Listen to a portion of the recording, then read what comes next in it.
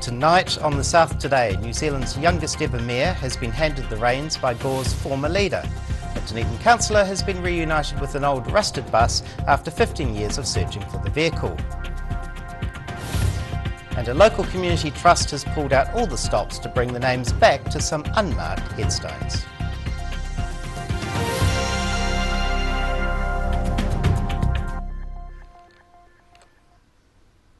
Kia ora, I'm Simon Henderson. It's been a long contest, but New Zealand's youngest ever mayor has been officially sworn into the role. Handing over the mayoralty, outgoing Gore Mayor Tracy Hicks passed the chain of office over to newcomer Ben Bell at an official ceremony yesterday. It's a big passing of the torch moment, and I really appreciate that he stuck his hand up and felt that he could and pass on that torch. 18 years is a long time to serve, and I just really appreciated that he did that for me. The 23-year-old incoming mayor received a warm welcome, starting with a pōwhiri before donning the official robes. Bell said he was delighted to swear in his fellow councillors and get to work after a close-fought electoral race. A rusted bus which sat in a paddock for 15 years has finally found its way home, to the delight of its former owner. For New Zealand councillor Mandy Mayhem, it's a classic case of one person's trash is another's treasure.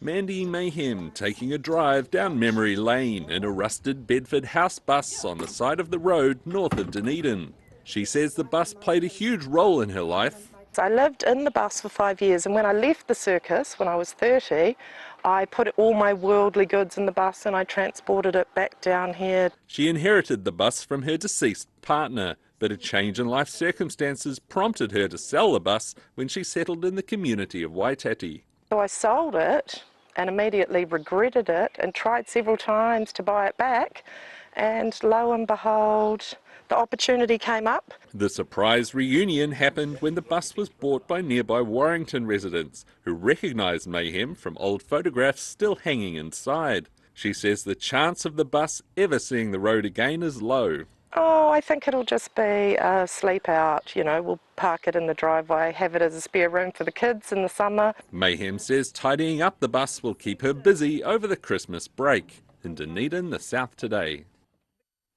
Unmarked graves on a small historic site in Southland now finally have headstones thanks to the efforts of a local community trust.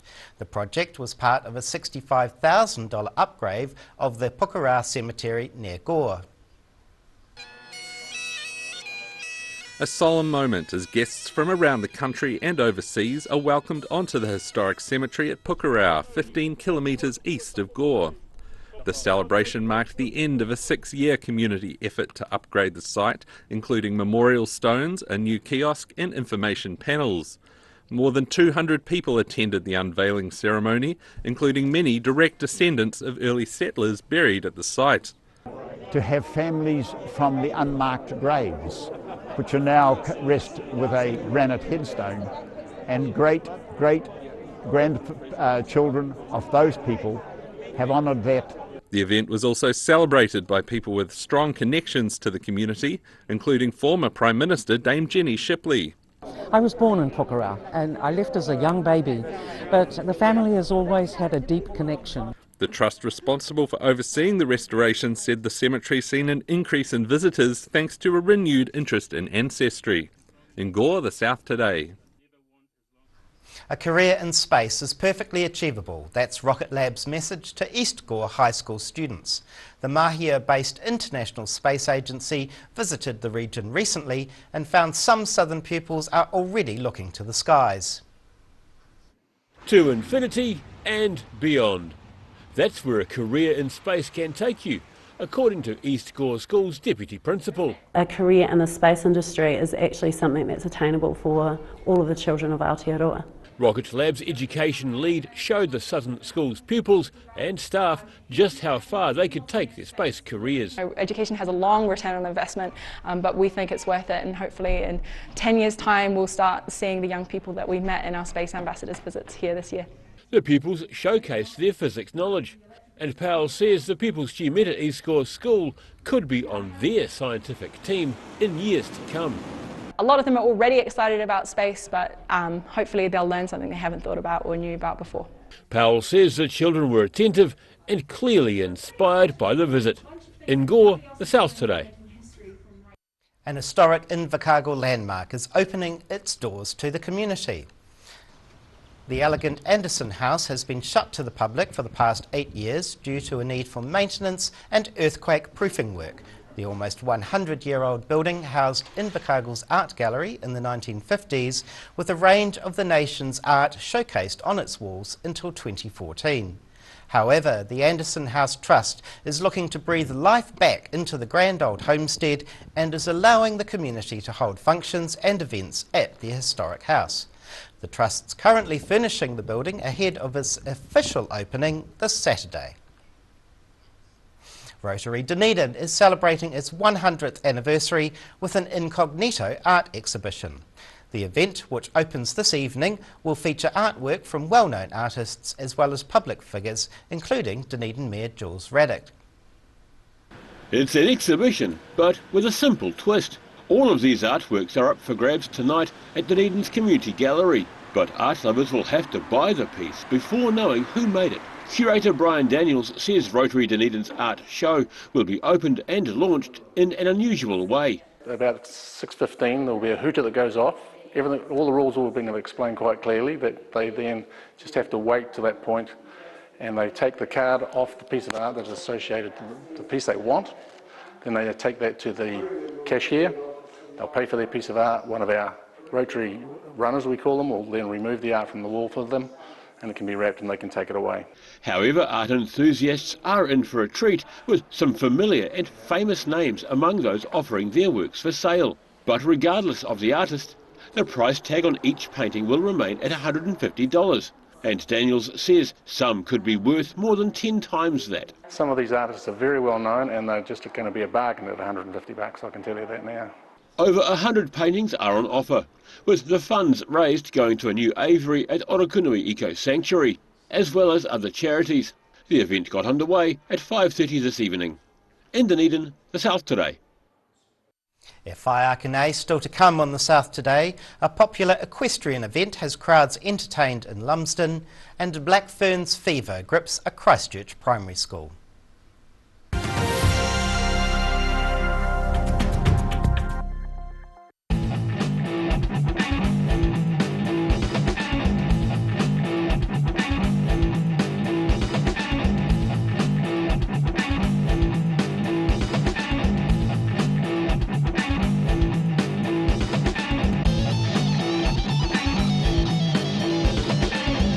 Hi, my name's Matt and I'm the Dines Group CEO.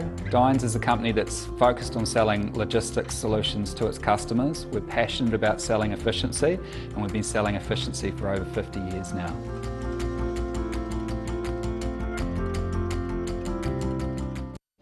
Is it a bird? Is it a plane? No, it's My Mate John. Super Savers! The Super Saver catalogue is out now, packed full of amazing deals, including 50% off all outdoor furniture. Plus, you can pay it off over 36 months interest-free. Super Savers! Only at John's Furniture Warehouse, Stafford Street, and online at mymatejohn.co.nz. Get that furniture from Stafford Street and My Mate John. Hi, we're H Concern Otago. H Concern Otago hosts a multitude of social activity, including indoor walks. Hi, Lindsay here from Alex Campbell Menswear. We've opened another pop-up store in Invercargill. It's for a limited time. We're in D Street, 201, right beside the Lone Star. Come and check us out. We've got some fantastic deals for you. We've got moleskins, we've got every sort of shirt, worn ones, work ones, business, merino knitwear, jeans, trousers, you name it, the list goes on. It's such a big deal. Come and see us. Alex Campbell Menswear, it fits. Alex Campbell Menswear, pop-up store, D Street, Invercargill.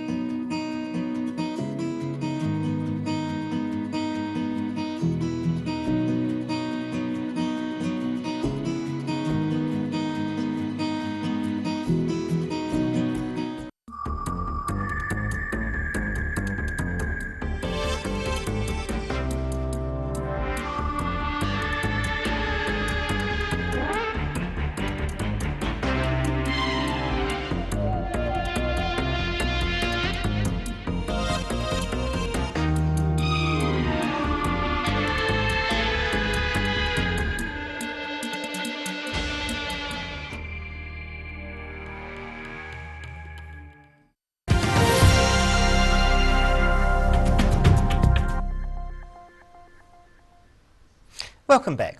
A popular equestrian event has been held in Lumsden with the 54th Northern Southern Pony Club Show. Riders and steeds were divided up into different classes with strong competition across the day. Starting at the very beginning, it's a very good place to start, especially when it comes to teaching a pony to jump hurdles. Tapanui Pony Club President Margaret O'Connor says riders across a range of abilities tackled classing and show jumping events on Saturday at the 54th year of the Northern Southland Pony Club show. It's usually the first show for the season and we get great entries. Today we had 155 riders entered and about 174 horses. A fourth placing was the lowest ranking for budding equestrian competitor Caitlin Wallace, working together well with her pony Rixie. And then third in rider and first in school pony and then second in paced and mannered. O'Connor says the event was excellent for showcasing young pony club riders who made the most of the good weather and ground conditions at the event. In Lumsden, the South Today. Black Ferns fever is gripping the country, with one Christchurch primary school creating a video of support for the women's rugby team. The school has a personal connection to the World Cup, with one of their staff members currently in camp with the Ferns. Forget COVID. Christchurch's St Francis of Assisi School has Black Ferns fever. Pupils formed themselves into a silver fern shape this morning, with most children and teachers dressing in black for the day.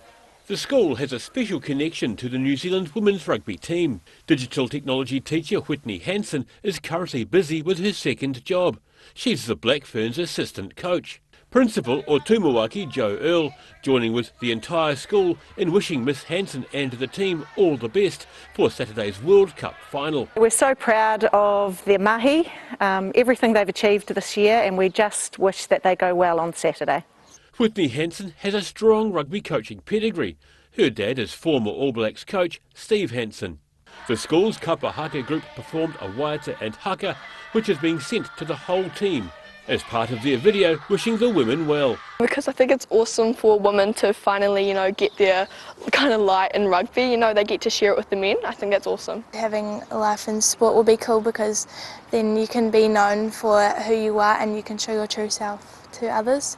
The Black Ferns are set to host current world champions England this Saturday night in front of a sellout crowd at Eden Park. St Francis of Assisi School will be cheering on the rugby stars, along with their multi-skilled teacher. In Christchurch, the South Today. And now, recapping tonight's top stories on the South Today. Gore new Mayor Ben Bell was officially sworn in yesterday. The 23-year-old handed the chains by former Mayor Tracy Hicks. New Dunedin City Councillor Mandy Mayhem has been reunited with an old bus to the delight of its former owner. And a $65,000 project has brought names back to unmarked graves on a historic Southland site. Time now for a look at tomorrow's weather. The South Today weather, proudly brought to you by MolMap, the skin cancer detection specialists. Looking at the situation, a northeasterly airflow will increase over the region tomorrow as a low pressure system descends on the North Island from the North Tasman Sea. Expect a cloudy weekend ahead with some rain about on Sunday. Heading to the top of the South Island. Strong nor'easterlies and late rain in Nelson, a high of 20. Greymouth also has a high of 20 with freshening nor'easterlies and cloud increasing.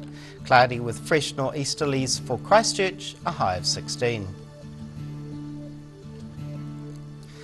Travelling to South Canterbury and North Otago, Ashburton and Timaru see fresh nor'easterlies and high cloud increasing, a high of 16 in Ashburton and 17 in Timaru. Oamaru sees strong nor'easterlies and some cloud, a high of 18. Heading westwards to the Central Lakes, fine across the board with moderate northerlies for Wanaka, a high of 24. Queenstown is fine with light winds, a high of 23. It's fine with light northerlies for Alexandra, a high of 24. Heading further south, it's fine with light northerlies for Balclutha and Gore with highs of 21. Fine with fresh nor'easterlies for the Catlins, a high of 17. Down to the deep south, Invercargill is fine and cool tonight, down to a low of 10. Then it's mostly fine and sunny tomorrow, with warm temperatures and moderate northerly winds, a high of 22. Saturday is looking fine with high cloud and light northerly winds and a high of 24. And finally, heading to Dunedin, it's looking fine tonight with breezy nor'easterlies. Mostly fine and sunny tomorrow with some cloud developing late in the day, a high of 18. Saturday looks warm with a high of 23, with breezy nor'easterlies decreasing and dying out later. And that's the news for this Thursday. For the latest news and videos from the southern region, head online to odt.co.nz, and you can follow Channel 39 on our YouTube to catch our news bulletins on demand. Thanks for joining us. We'll see you again tomorrow. Ka kite a papo.